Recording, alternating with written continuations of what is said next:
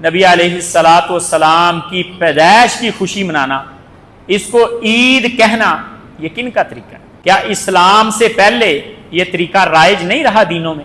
کیا عیسائی آج تک عیسیٰ علیہ الصلوۃ والسلام کا برتھ ڈے سیلیبریٹ نہیں کرتے؟ کیا کیک نہیں کاٹے جاتے؟ اور وہی طریقے اسلام میں رائج ہونا شروع ہوئے۔ 400 ہجری تک کسی ایک شخص نے بھی عید میلاد النبی نہیں منائی تھی۔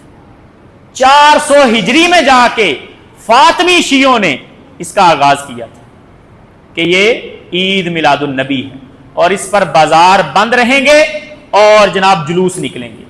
لیکن تب صرف محفلیں ہوتی تھی، اور بڑا معروف قول ہے کہ بدعت کبھی بانج نہیں ہوتی، وہ اپنے بچے دیتی رہتی، ہر سال نیا بچہ پیدا ہوتا ہے، بدعت کا نئی چیز ایجاد ہوتی۔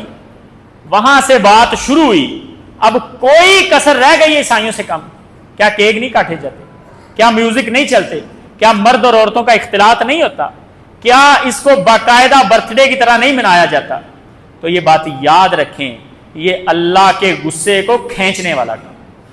ہم کوئی اختلاف کو ہوا دینے والے نہیں، ہم اصلاح کرنا چاہتے ہیں کہ نبی علیہ الصلوۃ والسلام کی پیدائش کا دن تاریخ کنفرم نہیں ہے، بڑا شدید اختلاف ہے۔ 12 کے قائل ہیں بعض لوگ، بعض 9 کے قائل، بعض ربیع الاول کے علاوہ کسی اور مہینوں کے قائل ہیں۔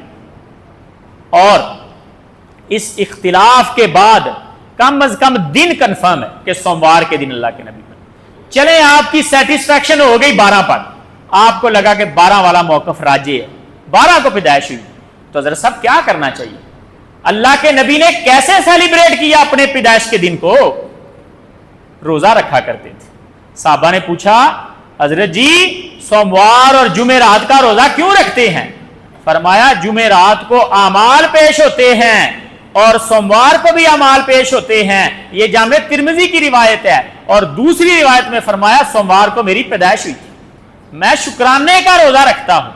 اور ہم کیا کرتے ہیں؟ اگر خوشی کو آپ نے سیلیبریٹ کرنا ہی ہے، وہ دن کے اعتبار سے کرنا ہو یا تاریخ کے اعتبار سے کرنا ہو، تو اس کا نبی علیہ الصلوۃ والسلام طریقہ میں دیکھیں، اور وہ سنت طریقہ یہ ہے کہ اس دن کا روزہ رکھیں، سجدہ شکر کریں، زبان سے شکریہ کلمات ادا کریں، درود پڑھیں، نوافل پڑھیں، زیادہ سے زیادہ آپ نعت پڑھ لیں۔ لیکن اس کے لیے آپ اسلام کے اندر کفار سے امپورٹ کیے گئے طریقے اگر اپنائیں گے تو پھر یہ بدعت ہے۔ فَكُلُّ بِدْعَةٍ ضَلَالَةٍ وَالضَّلَالَةُ فِي النَّارِ۔